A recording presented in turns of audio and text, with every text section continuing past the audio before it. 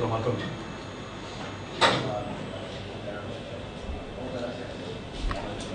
Hola, buenos días.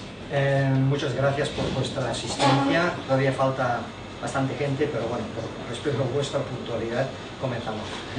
Nacho y David son del CPS de Canon, son los que os van a hacer ahora un baño general de todo lo que es el entorno de Canon aplicado a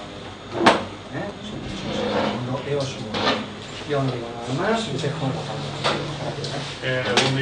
Buenos días a todos. Tenemos 2 horitas. En principio vamos a ser concisos en la parte de producto. Vamos a tratar de que valga un poco para visionar o para tener una visión en conjunto de lo que es la utilización de cámara para grabar vídeo, de las cámaras DSLR de Canon. Y bueno, vamos a hacer un repaso al concepto, primero un poco para entrar en materia y luego trataremos de ir avanzando. Lo que sí, que somos muchos, si queréis interrumpir, hacerlo, es decir, vamos a tratar de que sea interactivo. Y bueno, vamos a hacer ese repaso y luego, al final, si nos queda un rato, evidentemente hemos traído una colección significativa de cuerpos de Mark III y de 1DX con objetivos realmente interesantes. Lo digo porque aunque seamos muchos, al final, si os queréis acercar en un momento determinado, podemos hacer aquí un poquito de corrillo y ver el material, ¿vale?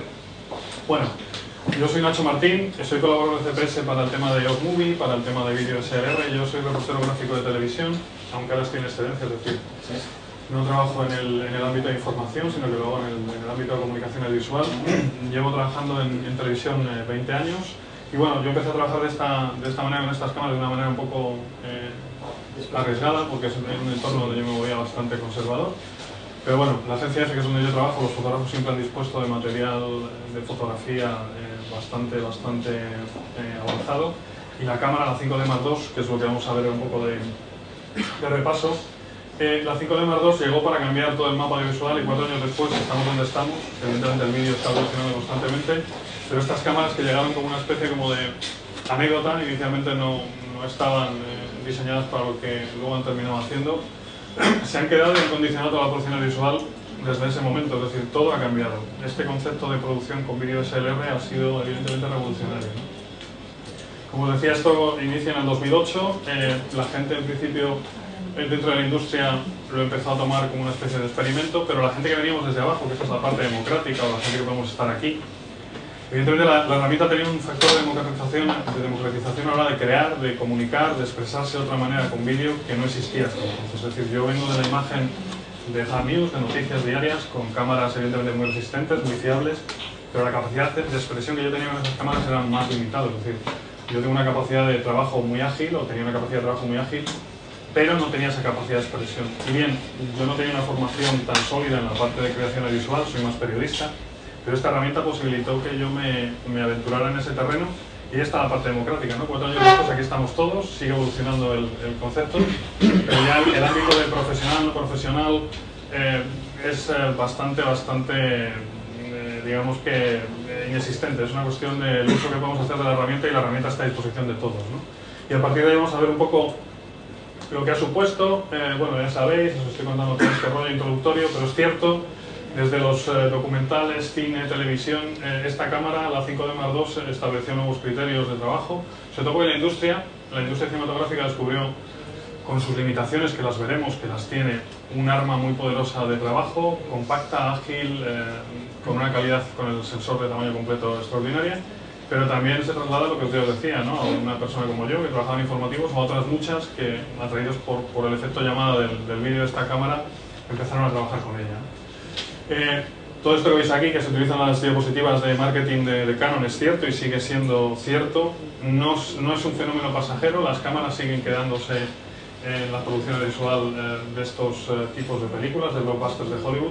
De hecho, aquí veréis la 1DX, que es una cámara fotográfica que es en este caso el buque insignia de la Pro Reflex de Canon. Es equivalente en 4K, en altísima definición, altísima resolución, que es la 1DC, que está basada en este mismo modelo y que evidentemente da una respuesta a la industria, porque es una cámara que por su tamaño y su sensor tiene unas capacidades de trabajo en determinados sets, en determinados tipos de trabajo imbatibles, ¿no? Entonces, yo lo que, modestamente, que estos son ejemplos personales, de no contar una película sino la experiencia directa, que es un poco lo que voy a transmitir, yo lo que hice fue incorporar el equipo a mi trabajo como reportero gráfico de televisión, como equipo de noticias, ¿no? Entonces, este es un ejemplo del 2010, de hace 2 años, Yo me planteé en Estados Unidos, además con equipo ligero, sin pasar por ningún tipo de aduanas ni control de tipo habitual con los equipos de televisión, que siempre eran un estorbo, y sobre todo la parte de pasar desapercibido en la Gran Manzana sin tener que tener ningún permiso, ningún papel, y sobre todo ser ágil. Y con todo esto yo al final desarrollé una herramienta de trabajo que en informativos evidentemente no era la más apropiada por configuración de la cámara, pero yo conseguí adaptarlo a mi flujo de trabajo, ¿no? Es decir, al final me valió para trabajar en informativos y hacer cosas como yo nunca antes hubiera soñado, ¿no? Estos planos que veis aquí los he hecho con una limitación, me refiero, tanto de tiempo como de medios, como de formación, y es un poco la parte autodidacta la que te traslada a capacidades de trabajo que yo nunca hubiera soñado, ¿no?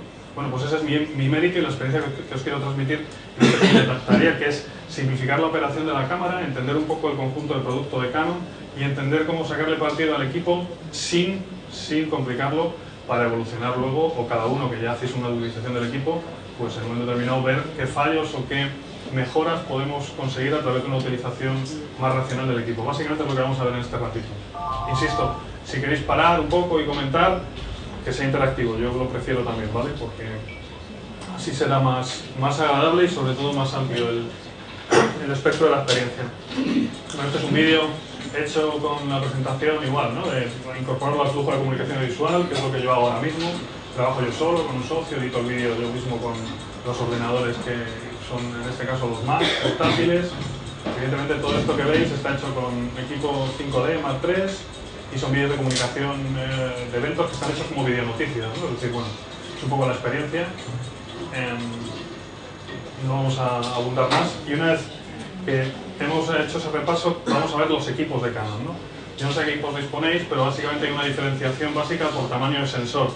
Tenemos los full frame y los APS-C. Digamos que como esto es una demo de producto pro o prosumer o producto avanzado, nos pararemos en la 60D, pero de la 60D para abajo las características que puedan tener los sensores APS-C valen para la 650, para la 600, para la 550, es decir, que más o menos tendríamos esa misma prestación en esos equipos. Lo que vamos a ver es full frame, que es 1DX, la 1DC por encima, por tener una referencia, 5D Mark III, la 6D, la nueva 6D y la 7D. La 5D Mark II existe, todavía se vende, es la cámara que empezó todo esto, pero como gama de producto en no tendremos esa composición de gama. Luego quedaría la 60D entre la 7D y las cámaras inferiores, pero ese es el producto, ¿no? De hecho, empezamos por la parte de prestaciones nuevas con respecto a modelos anteriores, y lo que tenemos en las nuevas, en la 5D Mark III, en la 6D, en la EOS 1DX, son determinadas prestaciones referidas, aquí lo veis, a los tipos de compresión. Las cámaras han evolucionado y tienen unos formatos de compresión diferentes, regulables, intra y entre frames, que lo que evidentemente vienen a hacer es una calidad mejorada en el tratamiento de la compresión y otra con menos calidad para hacer un uso del vídeo, un archivo más ligero. Lo que aquí aparece como intra es una compresión dedicada que hace una compresión frame a frame, lo cual mejora la calidad del archivo que conseguimos, y una resolución inferior, una compresión con menos, en este caso, dedicación frame a frame, haciendo una compresión entre frames, con un peso de archivo menor, que sería el otro ajuste que nos da la cámara. Las resoluciones que nos dan las cámaras, en este caso estas que están viendo, van desde 1080 a 720, con la modificación de velocidad de frame rate, que puede ser 25, 50 o 60 si estás en NTSC. Básicamente ese es el tema de la compresión. Luego, con respecto a los modelos anteriores, sí que en este caso hay unas prestaciones diferentes, que sobre todo en el caso de la Mark III han incidido en el tema del audio. El audio en estas cámaras, como sabéis, es muy delicado, y la Mark III lo que hizo a la salida es dotarle de un control manual en grabación y sobre todo en la salida de casco.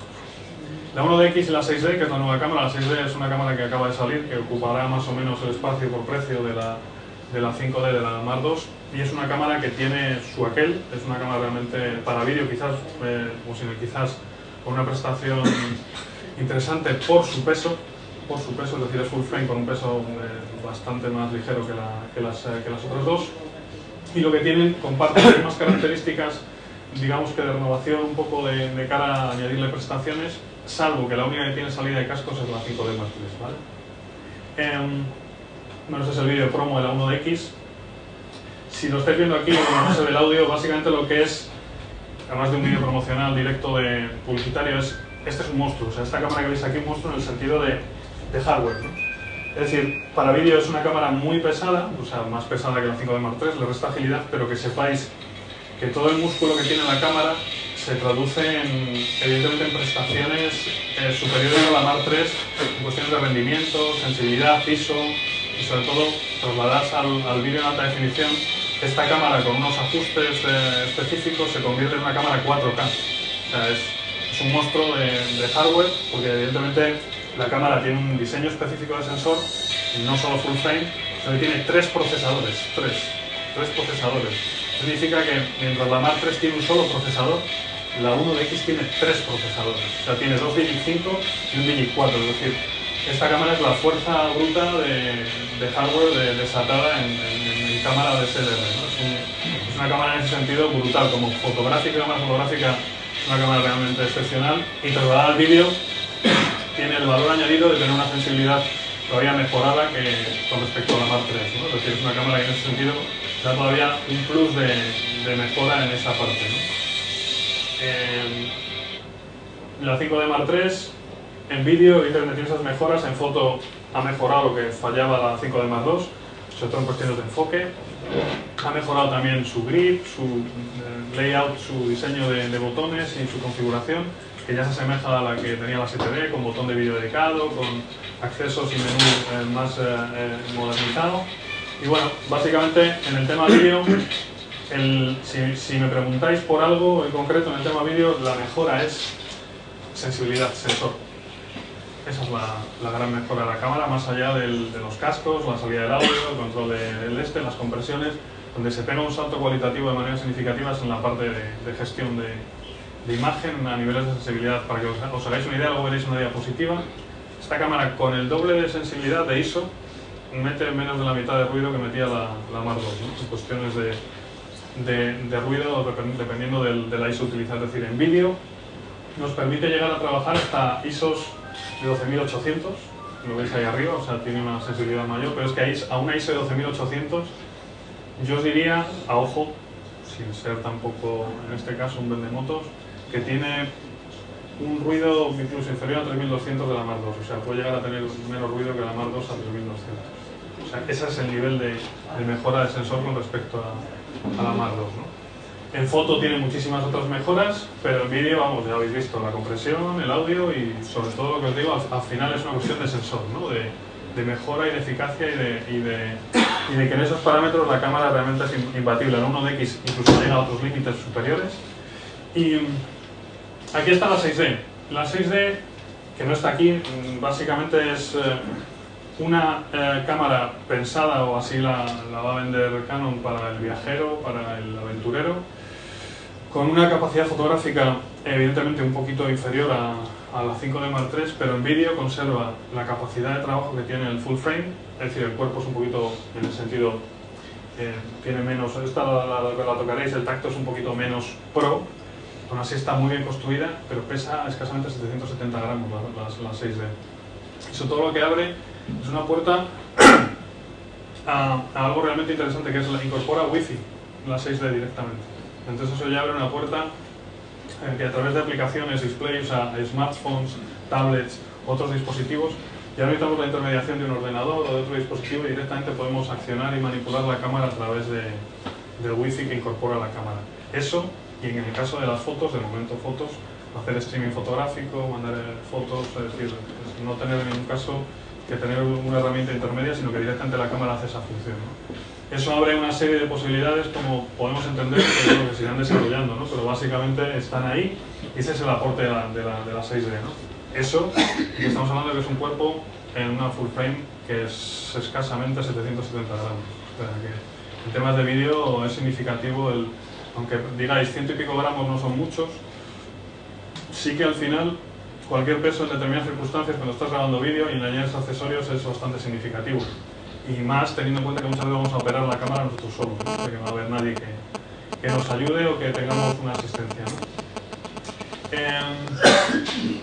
A ver qué sale por aquí. Esta es la que brevemente vamos a hablar de esta cámara un poquito para que la conozcáis.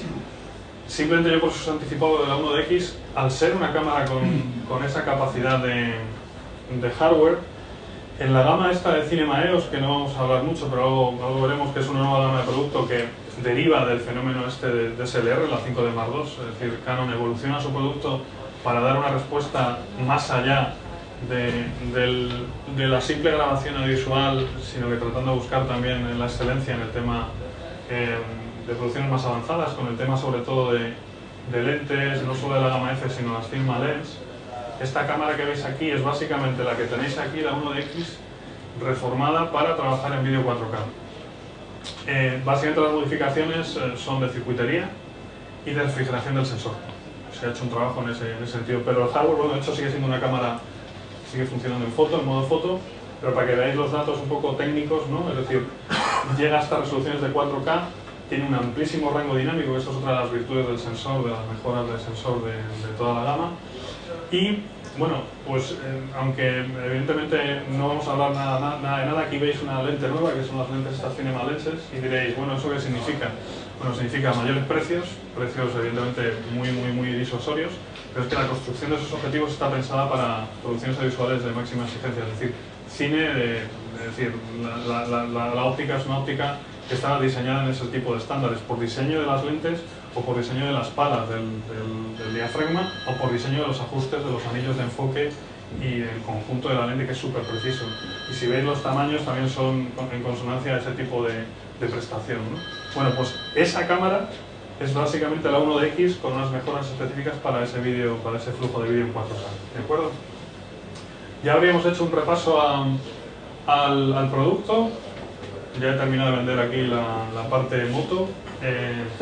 Ahora entramos un poco a básicamente para organizar un poco la cabeza en cuanto a datos técnicos de las cámaras y simplificarlo mucho, es decir, no complicarlo. Básicamente aquí lo que veis es los tamaños de sensores asociados a cada equipo y en este caso el efecto sobre la distancia focal, el factor multiplicador.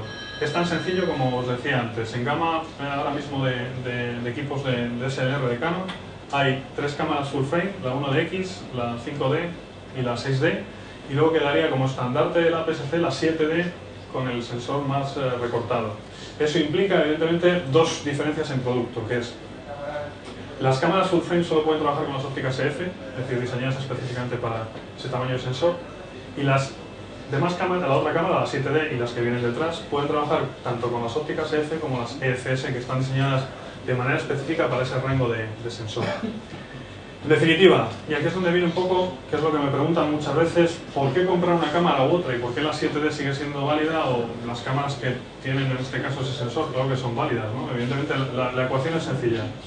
Si disponemos de un presupuesto más amplio siempre habrá que apostar por mayor sensor y por mayor calidad de equipo, pero la 7D y las cámaras que pueden venir detrás dan una respuesta igualmente satisfactoria con presupuestos más reducidos. Pero no os olvidéis, al final es una cuestión no solo de cuerpo, sino de conjunto de lentes y de conjunto de distancias focales o de equipo que tengamos a nuestra disposición para luego hacer vídeo y en su momento foto, ¿no? Entonces aquí es donde Canon siempre, una vez más, y es cierto, la fortaleza de Canon en esto, en Cinema EOS, la fortaleza de Canon por excelencia es la parte óptica, la parte de sus ópticas. De hecho, es que ese es también en este caso el plus de Canon, ¿no? Es decir, toda esta gama que veis aquí, que celebra el 60 aniversario, tal, con no sé cuántas lentes, objetivos, es verdad. O sea, la capacidad que tiene Canon de fabricar equipos en ese sentido satisfactorios, con calidad, con evidentemente prestaciones y sobre todo con diferencia de distancias focales y rangos. Aquí luego veréis, sobre todo, aparte de los cuerpos, hay un surtido de lentes bastante curioso, ¿no? Está el 6512, el zoom el 815, tenemos el 14. Bueno, hay una serie de ópticas, evidentemente, bueno, como prueba de lo que os digo, ¿no? De la amplitud de equipo, ¿no? A ver, tamaño de sensor. Esta es la parte más de teoría, así un poco, que ya conocéis. Aquí tenéis una referencia un poco de los sensores de 1/3 pulgada, que son los sensores de las cámaras de vídeo, más o menos ya de entrada a nivel pro. Bueno, pues veis la comparativa, donde ven los tamaños, en este caso, a ver si este es el APS-C, que es el sensor de la 7D, y por arriba estaría el equivalente a un sensor de 25 milímetros, que es el full frame, ¿no? Bueno, pues básicamente desde un punto de vista práctico, ese fenómeno de la 5D, que es el full frame, la profundidad de campo, esta sensación de estoy haciendo cine, de esta capacidad de expresión y la parte de ópticas que estamos viniendo hablando, Y luego, en la parte técnica, un mayor sensor significa mayor eficiencia, menos ruido, es decir, los sensores, al final, más que los píxeles, está el tamaño del sensor sí que importa, es un elemento diferenciador.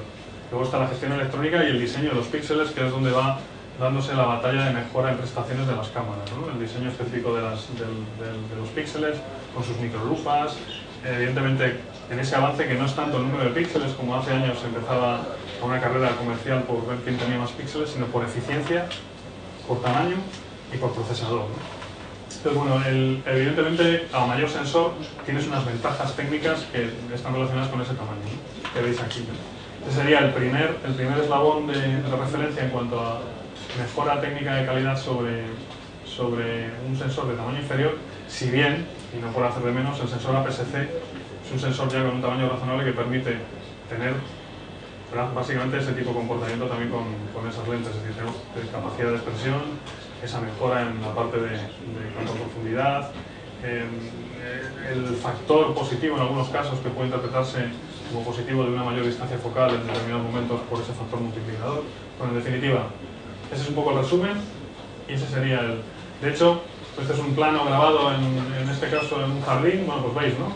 La capacidad que tienen estos sensores de... Esto está rodado con un 70-200 a 2,8, bueno, pues simplemente la capacidad de discriminación, de enfoque selectivo, es un ejemplo más, ¿no? De todos conocido.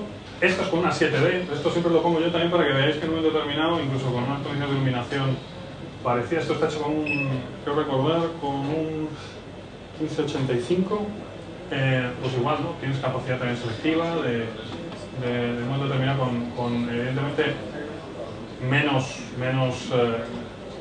sensación brutal como da el... Claro, si vienes del full frame, bajas al APS-C, siempre te cuesta acostumbrarte, pero ya de por sí estas capacidades narrativas con estos sensores ya son también muy potentes. Y mirad, esto es la parte, el vídeo siempre lo bromeamos en Canon, yo soy un bicho raro un poco porque no soy fotógrafo y el vídeo siempre se presta a los chascarrillos, ¿no? Chascarrillos internos, externos, ahora mismo estamos hablando de esa cámara, el flujo, la compresión, el software de edición, mirad, al final, y esto lo sabréis, viniendo del mundo de fotos siempre es una desesperación, básicamente las resoluciones de cámara ya hemos visto, ¿no? Estarían en alta definición o en alta definición full 1080 o alta definición 720, las definiciones que nos dan nuestras cámaras. Pero más allá de eso, esta diapositiva lo que viene es a concienciar un poco a la hora de trabajar con nuestras cámaras, saber que estamos trabajando con una resolución, con una compresión y que en vídeo es fundamental saber cómo empiezas a grabar, cómo vas a procesar el material, cómo lo vas a exportar. Es decir, cuanto antes tengamos toda esa combinación cerrada, más efectivo y más eficiente será todo nuestro trabajo, ¿no? Entonces, las cámaras DSLR al principio lo que tenían era un problema de compatibilidad con el software existente, con las máquinas con las que trabajaban porque no tenían potencia suficiente. Todo eso se ha ido solucionando con el tiempo y todos los softwares de edición trabajan más o menos de manera nativa con los archivos que generan estas cámaras. Y lo que al mismo tiempo implica muchas veces que aunque trabajen de manera nativa hay que transcodificar los archivos, porque es otra de las exigencias de este tipo de vídeo. Entonces, esta diapositiva que habla un poco de en este caso hasta llegar a resoluciones de 4K, que veis un poco la referencia, que es el futuro, lo que viene a la hora de interpretar el mundo del vídeo dentro de un par de años, lo que viene ahora es la revolución 4K, ¿no? Lo que pasa es que vino la revolución 3D, ahora viene la revolución 4K. 4K, para que nos hagamos una idea, ya hay una cámara aquí que es capaz de trabajar a 4K en su versión 1DC. Lo que se hace es trabajar resoluciones de 4K para luego editar a 2K muchas veces y tener toda la capacidad del lienzo, el canvas en el que estamos trabajando para luego recortar, por estabilizar plano. En definitiva, hacerlo utilizando un 4K para terminar trabajando simplemente en una resolución inferior. Pero a lo que voy, esta diapositiva es un poco el ser conscientes de que cuando trabajamos en vídeo, con las DSLR, debemos ser muy conscientes de antes de empezar a trabajar para evitar tanto decepciones como horas de trabajo en balde, como evidentemente problemas que pueden surgir, disciplinarnos a la hora de tener claro el concepto de grabación, importación, transcodificación y exportación del material que vamos a utilizar. Eso es básicamente lo que en vídeo, sea con la cámara que sea, siempre es uno de los elementos que más dolores de cabeza produce, ¿no? Entonces, haremos un repaso a la parte técnica de lo que es ahora el archivo que nos graban estas cámaras para que entendamos un poco los fundamentos técnicos del mismo. Pero detrás de todo esto la filosofía es, vídeo implica a establecer un flujo de trabajo, una cadena estable para conseguir ese resultado, ¿no? Bueno, estas son las resoluciones que venían en las cámaras y que siguen viniendo, que son básicamente las que os estaba hablando, 1080, 720, con la pequeña particularidad que a 720 y grabando a 50 frames o a 60 frames por segundo tenemos una pequeña capacidad de ralentización de slow motion posterior, es decir, nos dan un plus para luego tratar de hacer ralentizados de una manera un poquito más eficiente. Evidentemente, la otra de las batallas que hay en el campo de vídeo es los frames por segundo que graban las cámaras para conseguir esos efectos de slow motion, ¿no? Cada vez las cámaras profesionales van introduciendo ese tipo de prestación y con más resolución, ¿no? En este caso, a una resolución más baja, tenemos en las cámaras la posibilidad de grabar a 50 frames por segundo. Bueno, el efecto que conseguimos muchas veces es no el de una cámara de slow motion, pero sí que nos da en algún momento determinado la posibilidad de jugar con ese tipo de... ¿Lo veis? Este es un pequeño efecto que hice en un pequeño vídeo que grabé en una bodega. Nada, esto está grabado, pero nada más con una 7D, ni siquiera con un objetivo 50-1.8, ni siquiera el 1.4. Y básicamente está con un ralentizado en Final Cut, y ese es el efecto que se consigue. Es decir, bueno, pues básicamente es un ejemplo como otro cualquiera de esa pequeña posibilidad a la hora de sacar algo de partido a esa prestación, ¿no? No es muy significativo, pero es el ejemplo un poco de esa resolución. Las cámaras, por lo demás, el archivo pesa lo mismo en una resolución que en otra, pues la compresión al final, el encapsulamiento del archivo es el mismo. Lo único, en las nuevas cámaras, lo que recordaba al principio, hay una compresión interna del frame, intraframe, y la entre frames, que es un poquito, en ese sentido, más, una compresión más leve, ¿no? O sea, perdón, más trituradita y evidentemente con menos calidad. Vamos a ver aquí los parámetros que definen la grabación del vídeo en nuestras cámaras. Para empezar, sensor, óptica, brutal. Luego, el vídeo que nos dan estas cámaras, como os decía al principio, daba muchísimos problemas. Eso se ha solucionado a base de que se conviertan en una máquina estándar. Pero como archivo de vídeo, al principio cuando salió en 2008, te las veías y te las deseabas para transcodificarlo.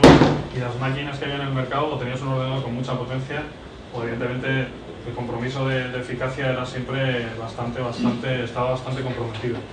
Mirad, la tasa que tienen estas cámaras de funcionamiento es entre 41 y 48 megabytes de tasa, siendo una tasa de datos razonable. Es decir, en ese parámetro la señal que graban nuestras cámaras es razonable. Es decir, la cantidad de información que maneja es razonable. Si bien el bitrate no es estable, pero es razonable. O sea, digamos que a mayor bitrate, mayor calidad de imagen. Aquí veis un pequeño gráfico del ejemplo, ¿no? Con un bitrate inferior, no se ve muy bien por la luz, pero evidentemente la definición se resiente.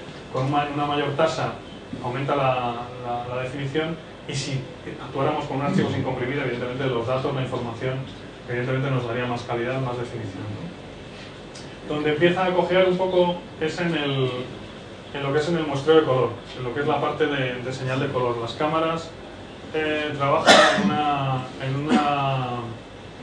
en un sampleo de 420, es decir, no nos están dando toda la información de color. Básicamente estas cámaras, luego cuando la gente en un momento determinado las utilizaba a niveles más avanzados de producción audiovisual, siempre se quejaban de que el color evidentemente no era exactamente el ideal, daba muchos problemas para sacarle todo el partido.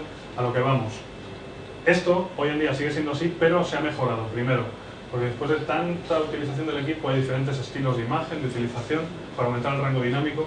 Los sensores de las nuevas cámaras, de la 5D Mark III, de la 1DX y de la 6D, han mejorado sensiblemente el tratamiento del color del mismo, e incluso a la hora de importar o transcodificar, en un ejemplo que es el plugin, el 1.3 de Final Cut Pro, ha cambiado el tipo de perfil de manipulación de color que utiliza a la hora de transcodificar. Es decir, que se ha ido, dentro de las limitaciones de este tipo de sampleo, se ha ido mejorando, digamos, que su capacidad de trabajo en color. Pero lo que no quita para que la base del archivo en la que se trabaja sea un 420. Hay una novedad que veremos luego, que es, se acaba de anunciar que a partir del año que viene, a partir de abril del año que viene, la 5D Mark III va a permitir sacar por salida limpia HDMI los archivos y comprimirlos externamente como queramos. Es decir, la limitación que siempre ha existido y que siempre ha sido reclamada que fuera eliminada, se hace ya patente con la 5D Mark III a partir de abril. Es decir, eso limita en gran parte este problema a la hora de que cada uno luego se haga la compresión externa que quiera de su material y aumente así la calidad de la grabación, ¿de acuerdo? Ese es uno de los cambios que va evidentemente a suponer una diferencia. Es la imagen, los bordes pixelados de la la parte de color, que evidentemente los dientes de sierra aparecen por ese sampleo, ese muestreo de color que evidentemente no es tan delicado, y en cuanto se sube ese muestreo de color, evidentemente los perfiles, las transiciones son más suaves. Ese es básicamente un ejemplo de lo que supone un sampleo de color de un tipo o de otro, ¿no? También tenemos cierta limitación. La profundidad de color que trabaja en este caso a la hora de comprimir archivos es a 8 bits, es decir, no es una profundidad de color de 10 bits. Bueno, es manifiestamente mejorable, es la que es, bueno, pues por eso, ¿no? Al final, esa es la parte donde la cámara evidentemente tiene ahí un hándicap, evidentemente superado por otras bondades como está claro, ¿no? Esta es la parte en la cual los archivos, bueno, las tarjetas que se utilizan en estas cámaras son fundamentalmente Compact Flash. Ya antes, al principio, cuando empezamos a tratar con estos equipos, siempre se recordaba el que tuvieran una tasa de escritura elevada, porque muchas veces muchos de los problemas que había de utilización con las cámaras tenían que ver con tarjetas que no reunían los requisitos de grabación, etcétera, etcétera. Ahora lo que hay, bueno, es el tipo de archivo que sea, es un H264 MP4 en QuickTime. Ahora lo que hay con las nuevas cámaras es se elimina es una de las limitaciones que tenía el equipo, se elimina el límite de 4 GB FAT32 que había, que impedía grabar más de 11-12 minutos. Ahora sí que se continúa la grabación aunque superen los 4 GB a través de la 1DX, la Mark III. Esa limitación ya no existe. O sea, antes en las cámaras, en la 5D Mark II, te parabas a los 11 minutos porque lo podías volver a grabar por esa limitación, por el sistema de archivo, el FAT32.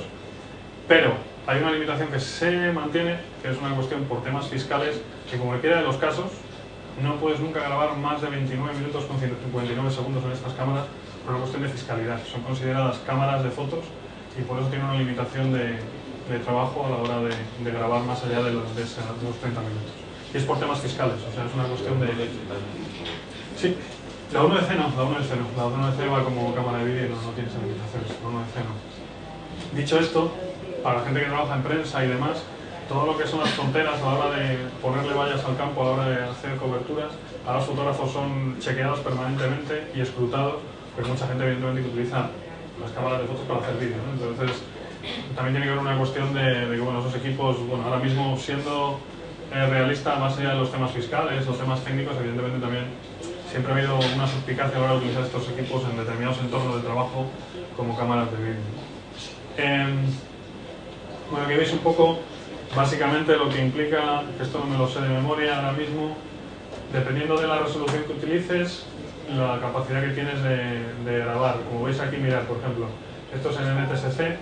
Si grabáramos en este caso 11 minutos, tendríamos en este caso, a ver, en comparación, una tarjeta de 8 GB, ¿veis? Con una tarjeta de 8 GB, en intraframe tenemos una capacidad de grabación de 11 minutos, en entre 32 minutos, ¿vale? Y antiguamente con la 5D Mark II, lo que tendríamos con una tarjeta de 8 GB sería la capacidad de grabar 24 minutos. ¿Vale? Estos con las nuevas compresiones de ajuste de cámara que vienen aquí, estos son los tipos de duración de capacidad que tienen las tarjetas, ¿vale? Es un poco el dato de, lo veis, esto es lo que os decía, ¿no? Si la grabación alcanza 29 minutos con 59 segundos, la grabación de vídeo se para automáticamente, ese es un poco el dato que comentábamos, ¿no? Bien, ahora llega la parte donde yo descubro básicamente la rueda, que ya está inventada, pero la descubro. Es decir, básicamente no hay, yo creo que esto es, pero ojo, hay algunos que parecerá de perogrullo, pero básicamente estas cámaras tienen un problema a la hora de enfrentarse a ellas. Hay mucha gente que viene del mundo de la foto, otras personas que vienen del mundo del vídeo, y es como de, bueno, voy a utilizarla para hacer vídeo, ¿cómo me enfrento a ella, ¿no? De vez en cuando a los fotógrafos les produce, en algunos casos, cierto estrés el tema del enfoque, y a los que venimos del vídeo nos producía cierto estrés su configuración fotográfica, ¿no? Entonces, ya ese tema de problemas con las nuevas generaciones no existen, porque están todos educados en coger cualquier cacharro y verlo de una manera evidentemente multidisciplinar, no hay tampoco tanto lío. Pero sí es cierto que una cámara Reflex Pro, a la hora de utilizarla de una manera o de otra, siempre ha supuesto un reto, y sobre todo, confusión. Entonces yo lo que propongo, evidentemente se puede utilizar de muchísimas maneras, la cámara se puede hacer evidentemente un uso muy democrático, pero básicamente lo que yo voy a referir en este pequeño... en esta pequeña instrucción es cómo hacerlo de manera fácil. y a algunos os parecerá, os digo, de perogrullo, y a otras personas resultará útil porque en un momento determinado dirán, oye, pues mira, es práctico, voy a intentar hacerlo así. Básicamente se trata de configurar la cámara de manera elemental para vídeo y a partir de ahí olvidarse de todas las complejidades que puedan rodear la cámara de fotos y disfrutar de la grabación de vídeo sin estrés y tratando de sacarle el máximo rendimiento. Y a partir de ahí podemos complicar hasta el infinito la grabación utilizando recursos de conocimiento fotográfico, tanto porque esa es la otra parte. Los fotógrafos tienen muchas fortalezas si se meten en el vídeo con ganas, porque dominan mucho más la herramienta y la capacidad expresiva de sus instrumentos, las ópticas, el conjunto de accesorios. Es decir, una vez que superan esa barrera, evidentemente hay mucha capacidad de trabajo, ¿no? Bueno, básicamente esta diapo es para que veáis, mirad, configuraríamos el equipo, si veis, sobre todo estas cámaras ya empiezan a tener muchísimos puntos de enfoque, muy sofisticados y bastante, evidentemente, importantes para el tema fotográfico, ¿no? Para el tema vídeo, lamentablemente nos sobran, porque toda esta información aquí, de estas células ahí en medio, son ruido para nosotros, nos distrae en la captación de imagen en movimiento. Entonces, básicamente el ajuste del autoenfoque, empezando por ahí, nos iríamos al autoenfoque rápido, lo dejaríamos en ese punto y básicamente solo configuraríamos una célula de enfoque central. Punto.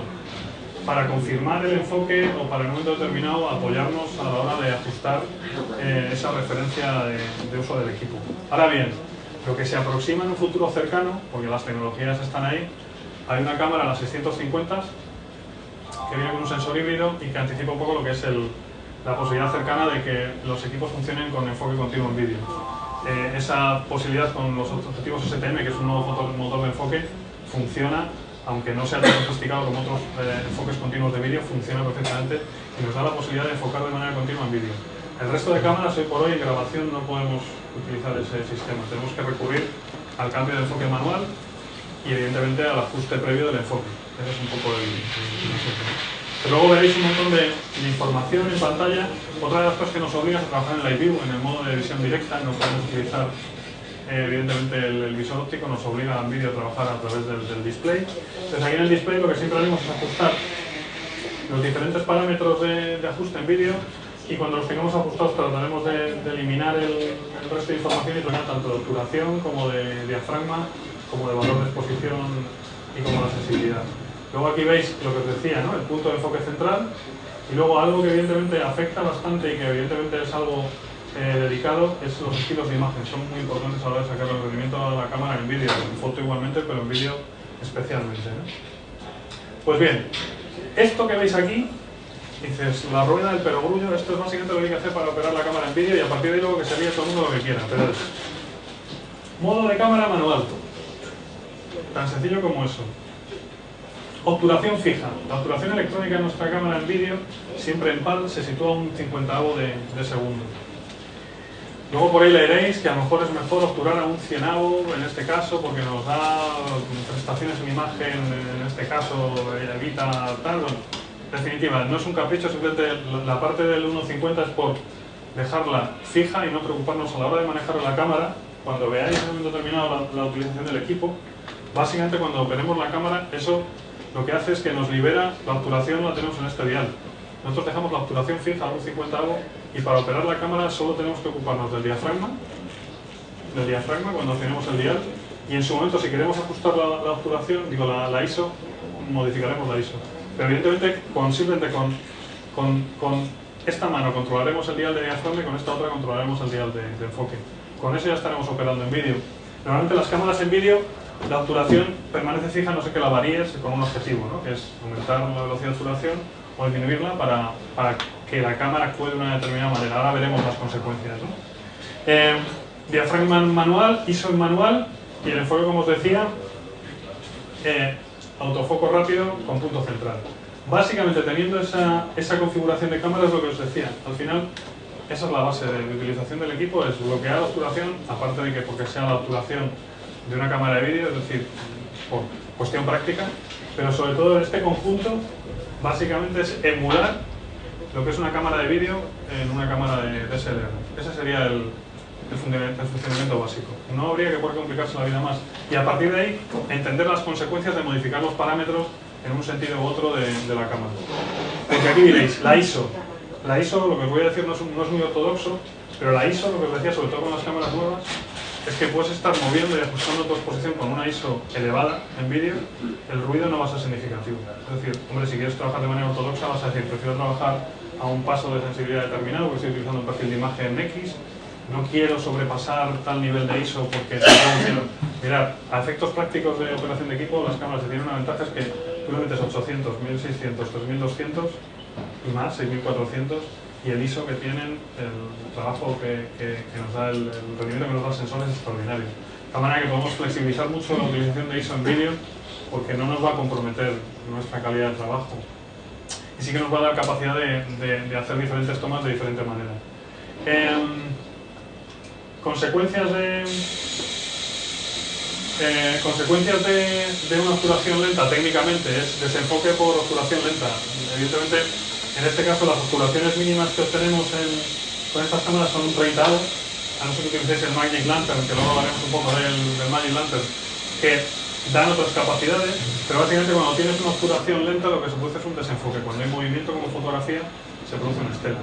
Si bien la obturación lenta da posibilidades magníficas de trabajar con menos luz, y el ejemplo es, tú vas a un museo, coges un cuadro donde la luz está limitada, evidentemente llegas con una cámara normal, no puedes meter iluminación, los sensores antes con más problemas trabajaban en ese entorno, ahora con menos, pero bajando el nivel de obturación, si es un objeto fijo, tú puedes obturar, bajar la obturación y conseguir una capacidad de visión en baja luz mayor, ¿no? Entonces eso tiene un efecto en vídeo que evidentemente en una imagen fija no hay problema, cuando hay movimiento hay una estela. Se puede utilizar como efecto y evidentemente es discrecional. Pues igual, en la parte, lo veis aquí, en la parte de aumento por encima de obturaciones ya que se vayan por encima de un 200avo, ya empieza a ver el estacato. El estacato es el efecto este de fragmentación de imagen, que puede ser buscado de manera premeditada para conseguir ese efecto o no. Es decir, el estacato produce en las aspas del helicóptero que el movimiento no sea natural, que se congelen las aspas del helicóptero por movimiento secuencial, por esa alta obturación.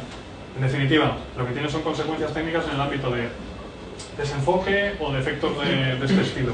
Pero es una capacidad de expresión que se puede utilizar también a la hora de narrar o de hacer un vídeo. De hecho, hay un ejemplo de Gurme Pasaban, de la expedición que se fue el año pasado al Himalaya. Esta gente se fue con DSLR y al final pasaban del estacato y lo utilizaban, como había mucha luz, estaban ahí en las cimas y tal, pues no se complicaban la vida, aumentaban la obturación y les daba lo mismo que el helicóptero aparecía en imagen con ese tipo de fragmentación. Es decir, al final hay una libertad creativa que aquí no se está hablando de eso, sino simplemente de a niveles prácticos de limitar los parámetros de trabajo. Punto. Esto es lo que os decía, aunque pueda parecer, esto se tendría que ver, ahora veis algún ejemplo y está un poco sacado así. Mirad, forzándola, o sea, el horquillado de sensibilidades es 12.800 y forzando el vídeo puede llegar a 25.600. La 1DX puede llegar a 51.600 forzándola. Bueno, esta cifra está mal, la parte de se llega a 12.800, aquí también.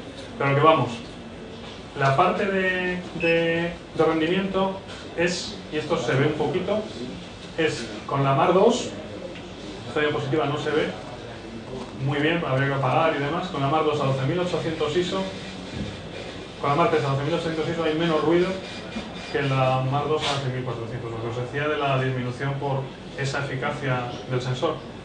La nueva configuración de estas cámaras implica en ese sentido un gran avance, ¿no?, con respecto al otro modelo.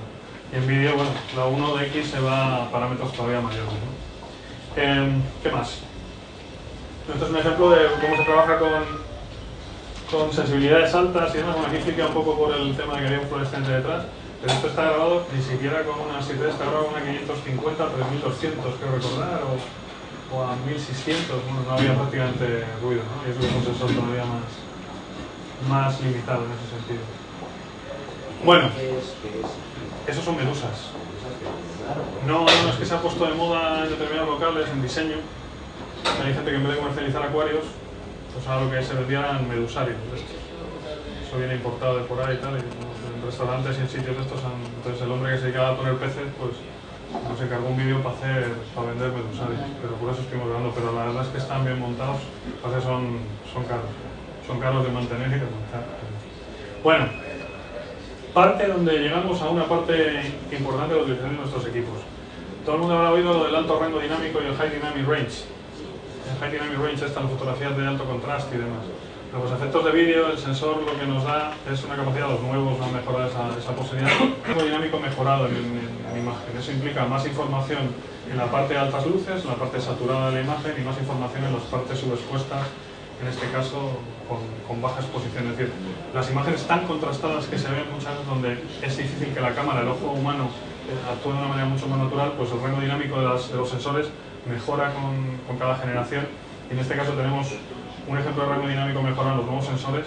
Y luego, en relación al rango dinámico y a la hora de sacarle partido a nuestros equipos, hay una función que son los estilos de imagen, que son claves a la hora de sacarle partido a nuestra cámara.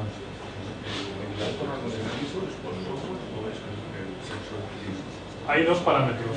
Tú tienes el sensor nativamente, es el que te da la capacidad de un rango dinámico determinado, o sea, no te lo puedes inventar, pero luego los ajustes que tú haces de imagen, de estilo de imagen, condicionan evidentemente el resultado de la grabación. Y tienes que elegir en el momento de grabación qué es lo que quieres, para luego en postproducción, lo que hablábamos, tú proceder a hacer la manipulación que quieras. Un ejemplo. Aquí con estas cámaras hay un perfil de imagen que es CineStyle, que lo veremos ahora, que amplía a tope el rango dinámico de la imagen y lo que hace es luego en postproducción, de manera dedicada, retocarlo y manipular el color para tener en este caso un resultado, el que fuere, diferente. Para tener toda la información en el archivo base, para luego modificarlo en edición. Luego hay una hipótesis contraria, es yo en el archivo que grabo ya tengo una estética que he decidido que va a ser esta, con una saturación de color, un contraste, y no voy a tocarlo en postproducción. Pues bien, todo eso en las cámaras, lo que nos está evidentemente condicionando todo eso son los estilos de imagen. Esos estilos de imagen que en las cámaras, bueno, hay un Intelligent Auto, pero básicamente los que venían eran el fiel, el monocromo, el de paisaje, el de retrato. Bueno, pues todos esos perfiles, esos estilos de imágenes condicionan de manera significativa el resultado de nuestra grabación de vídeo. Y luego hay uno que veremos, que es este básicamente se sacó el año pasado, pues un poco en colaboración con Technicolor, que es básicamente, después de todos los debates que había sobre cómo optimizar al máximo el tema de gestión de color de estos equipos y demás, al final, para aprovechar toda la capacidad de información que nos genera un archivo, ampliando su rango dinámico, es decir, haciendo todo lo posible para mantener toda la información tanto en altas como en bajas luces, se creó este plugin, este estilo de imagen, que se puede descargar en esta página. Se diseñó en colaboración con Technicolor. Lo que haces es en los presets que hay disponibles, tú instalas a través de la utility de la cámara, te instalas en la memoria de CineStyle. Por ejemplo, tienes ese perfil de imagen para utilizarlo. O puedes en un determinado segundo, puedes utilizar cualquier otro, hay muchísimos diseñados por ahí, o incluso modificarlos tú particularmente. Este, por ejemplo, es un ejemplo de estética cinematográfica, donde en un momento determinado lo que haces es, evidentemente, manipular el archivo para sacar el máximo rendimiento a la profundidad de color de 8 bits. No tienes luego que hacer corrección de color en postproducción, es decir, que los extremos de manipulación de archivo de imagen en grabación estarían desde la utilización del CineStyle hasta un estilo de imagen como este. Y entre medias, todos los estilos de imagen de los que dispone la cámara, ¿no? Que evidentemente afectarán al resultado de la grabación. De hecho, no sé si se verá muy bien, esto es un ejemplo con Amar 2. Básicamente, al final,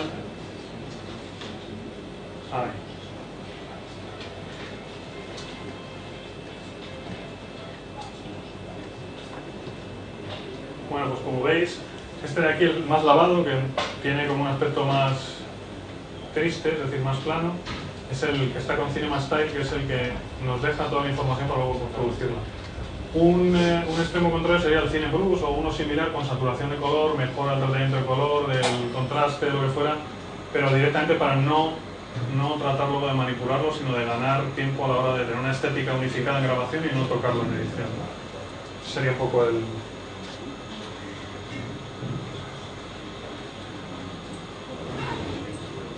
Y aquí esto, que en principio no es oficial, Dani, te puedes tapar los oídos si quieres. Es que no trabajo en Canon y de vez en cuando... Esto básicamente ya lo conocéis todo. Esto no está actualizado, creo, porque hay nuevo wiki software. Esto es básicamente un software que se instala en la tarjeta, residente en la tarjeta, que es el Magic Lantern, que hace en un momento determinado modificaciones en las capacidades de la cámara, y en combinación con el software nativo del equipo, pues trabaja de manera dedicada en vídeo con muchas más prestaciones. Aquí veis algunos ejemplos, ¿no? Desde Zebra, los búmetros en imagen cuando no se podían disponer, recortes, zooms digitales, crop. Y ahora mismo hay una serie de posibilidades técnicas con el cine, con el Magic Lantern, que a lo mejor alguno de vosotros os puede utilizar o interesar. Básicamente se descarga aquí.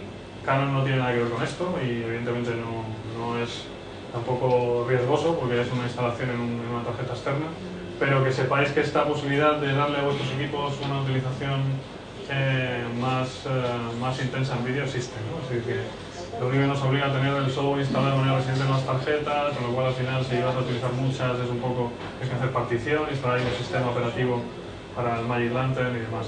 Interesante es mucho y se sigue desarrollando y además va evolucionando y hay nuevas versiones, ¿no? O sea que puede ser una alternativa para muchos de vosotros a la hora de explorar capacidades de trabajo con estos equipos, ¿no?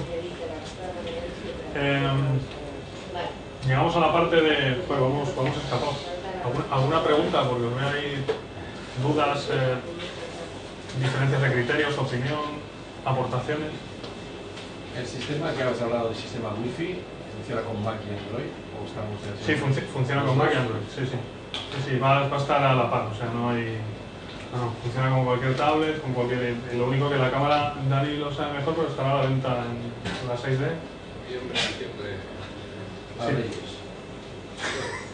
Sí. Oficialmente es noviembre y diciembre. ¿Y hasta qué ISO llega? Creo que es un poquito... Está... Baja. Sí. Sería Inferior a la más sí, 3. porque la más 3 tiene una ampliada hasta 25.000. Esta no llega hasta 12. Creo que el ampliado que tiene es hasta 12. 12. El ampliado que tiene hasta 12, el básico 6.400. O sea, es inferior. O sea, no, en eso tiene una prestación inferior. Son máquinas diferentes, o sea, son segmentos diferentes, hay que diferenciarlo. Hay una serie de prestaciones. La primera es el sensor, que lo que decía Nacho, no tiene nada que ver una máquina con la otra. Ya solo cogiendo la máquina, o sea, no se pueden comparar. Y las prestaciones técnicas son superiores a la 5D Mark. Te lo digo porque seguramente alguno me lo vaya a preguntar y me vaya a decir que si la 6D es superior o dónde se posiciona. Se posiciona por debajo de la 5D Mark III. Una cosa que le han hecho es un segmento con full frame, pero por debajo del 5. Y con la aportación del Wi-Fi, que es la parte... Vale, son cosas que, para que os hagáis una idea, todas las, supongo, creo que en presentaciones posteriores lo incorporarán a otro tipo de máquinas. Esta es la primera máquina que lo lleva y no hay otra que lo lleve dentro del segmento. Lleva el GPS y el Wi-Fi incorporado. Sí. Para, por ejemplo, localizar las fotografías o los vídeos que tú vayas a tomar. Tú te puedes ir al monte, en el que te van a dar con el GPS incorporado, tú vas a poder decir dónde has estado, el punto, la latitud, la longitud, exactamente dónde has estado, incluso crearte una... Sí, en los metadatos te quedan registrados. Entonces luego tú con el software puedes ir, ver dónde has estado, incluso crearte una ruta de aquellos lugares donde has fotografiado o has grabado vídeo, como hace un GPS. ¿Puedes memorizar dónde has encontrado pabellones? Sí, efectivamente, todo eso lo puedes hacer. ¿Tiene salida HDMI por HDMI o no? Tiene todas las cámaras tienen salida por HDMI, pero la única que va a tener liberada la salida va a ser la máquina. A partir de abril. A partir de abril. Perdona una pregunta, ¿la 60D en qué rango quedaría? La 60D es básicamente APS-C, mismas prestaciones que la 7D. La 60D tiene menor capacidad fotográfica que la 7D. En vídeo, la 60D tiene alguna ventaja, como es la parte de pantalla abatible, y en este caso tienes esa prestación, pero para vídeo la 60D queda por debajo, evidentemente, de tarifa de la 7D, pero para vídeo no tiene ninguna diferencia de funcionamiento con respecto a la 7D, sino bien al contrario, tiene una prestación adicional. La 7D es mejor cámara fotográfica, tiene más capacidad de trabajo en foto que la 60D. Es el resumen. Y entonces estaría entre la Mark II y la 6D, básicamente las diferencias. La diferencia básicamente es, la Mark II es una cámara que la sustituye la Mark III, y la 6D es una cámara nueva, pero básicamente si tuvieras que, porque son del mismo precio, es más ligereza, el sensor es más eficiente, tiene una capacidad evidentemente tecnológica superior al sensor de la Mark II, esa es su gran diferencia. Como cámara de fotos, es lo que decía Dani, al final en segmento es una cámara de modelo inferior, en el tema de prestación es una cámara que es una generación posterior, pero no es la evolución de la 5D Mark II, pero sí su sensor, aunque es inferior en tamaño, no en tamaño, en gestión en algunos casos, porque tiene menos megapíxeles que la 5D Mark III, es una cámara, la 6D, que tiene una ventaja de eficiencia imagen con respecto a la Mark II, porque han pasado 4 años de tecnología. Son máquinas diferentes, o sea, de Bueno, Mark II, Bien. claro, 6 años de tecnología dan para mucho.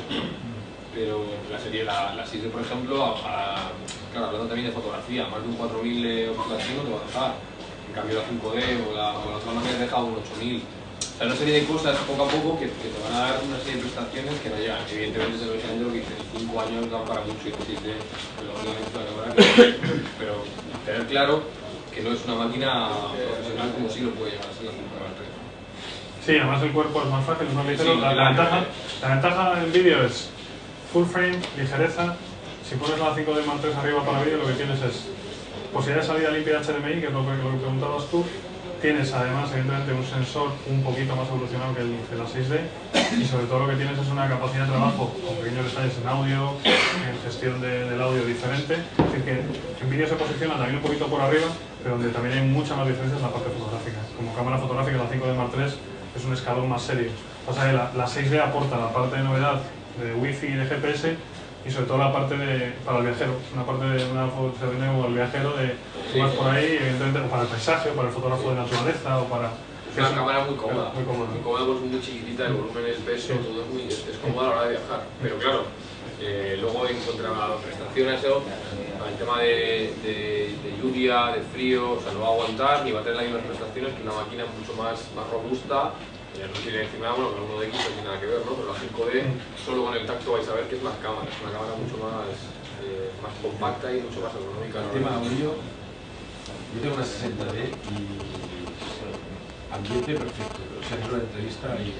Claro, eso lo vamos a ver aquí. ¿Ha mejorado eso? No, en audio las cámaras, vamos a ver, sí mejoran un poco en el sentido que añaden filtros, tienen sonido estéreo, no es mono, pero hay un cuello de botella ahí, y es básicamente que las cámaras, por la ubicación del micro, están en el cuerpo y eso... No, yo hablo del micro de corbata, Mini jack es jugar. Sí, no es un conector profesional. Es que esa es la parte que al final, cuando hablas de limitaciones del equipo, es las DSLR no son cámaras en ese sentido, porque hay que grabar el audio aparte. Y si grabas el audio en la cámara, hay soluciones económicas, razonables, para mejorar la calidad de la grabación, pero no son una solución fiable 100%. Sí, ahora lo veremos. Hay diferentes modelos, aquí en tienda tendrán sus modelos. Hay muchas compañías que han empezado a fabricar modelos específicos para DSLR, hay un montón de oferta. Es la solución más económica y la más ágil para dotar al equipo de un poquito más de calidad. De hecho, por ejemplo, esa cámara que nos está grabando lleva un Rode. Bueno, pues por ese estilo hay otras soluciones, ¿no? En definitiva, esta es la parte, entramos en la parte de peros, los conocemos todos. Yo, mira, antes que nada, cada uno hace una utilización del equipo igual, como quiera, pero yo soy de los que utiliza la cámara prácticamente sin accesorios. Es mi manera de operar, porque yo creo que la manera, aunque sea limitada, yo creo que es mucho más razonable sacarle partido a la cámara así, que terminar convirtiendo la cámara muchas veces evidentemente en mecanos.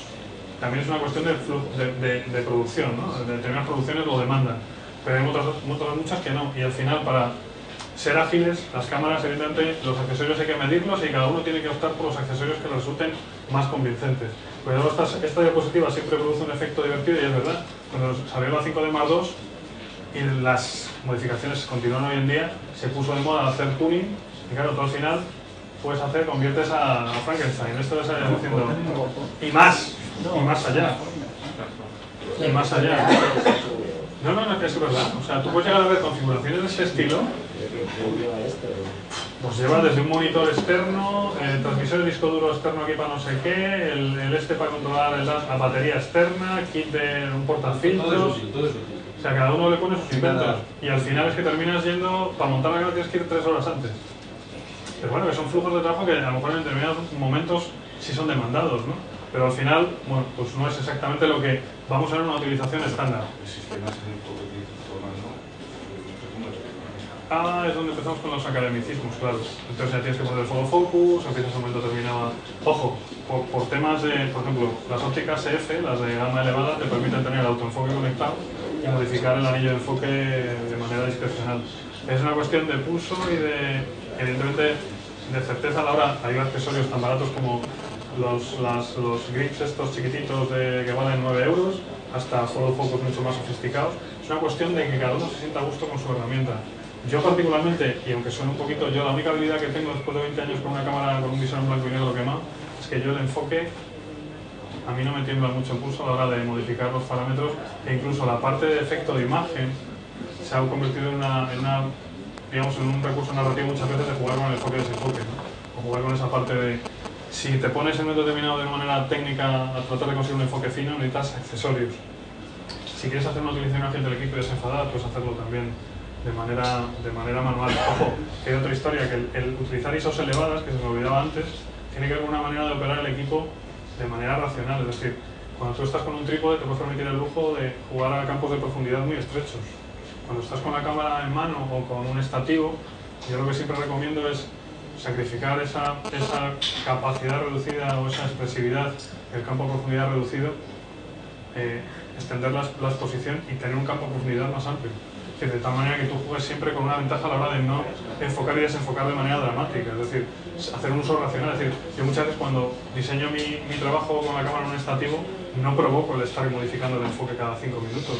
Yo lo que trato es de tener una profundidad de campo lo más elevada posible.